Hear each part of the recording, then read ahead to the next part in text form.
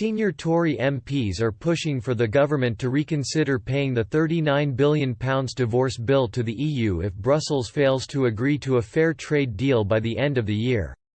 With Britain's chief negotiator David Frost confirming that the UK government will not cave in to EU and Remainer demands and not extend the transition period at the end of the year, MPs are pushing for negotiators to get tough. The need to keep hold of Britain's £39 billion has also been underlined by the cost of dealing with coronavirus, particularly the economic £250 billion rescue package announced by Chancellor Rishi Sunak to protect jobs and businesses. There are concerns that the EU is deliberately briefing that the transition period will have to be extended while Michel Barnier's negotiation team drags its feet to try to force a delay in Britain. North West Leicestershire MP Andrew Bridgen said, "Circumstances have changed. The UK taxpayer now has a major bill to pick up to pay for the coronavirus aftermath. We cannot afford to pay huge sums of money to a dysfunctional organisation which we are no longer part of. The government needs to look at this again, particularly if the EU fails to conclude an acceptable trade deal with us. We should be paying nothing." Wellingborough MP Peter Bone pointed out that talks can easily be done over video conferencing and there was no need to delay.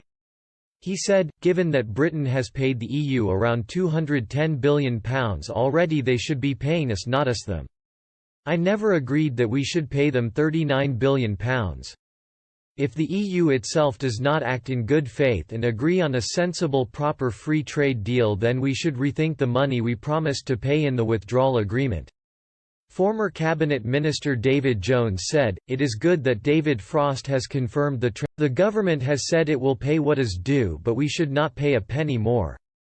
This week it was announced that 3 weeks of talks would take place in the run-up to the summer, the 20th of April, 11 May and the 1st of June.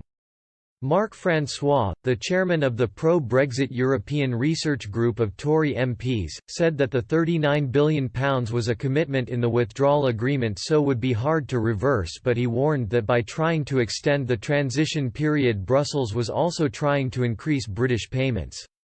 He said, "The Prime Minister's chief negotiator, David Frost, has now emphatically ruled out any extension of the transition period, in which he has our complete support. Moreover, extending the transition could cost billions more in additional payments to the EU, which we and I am sure the bulk of the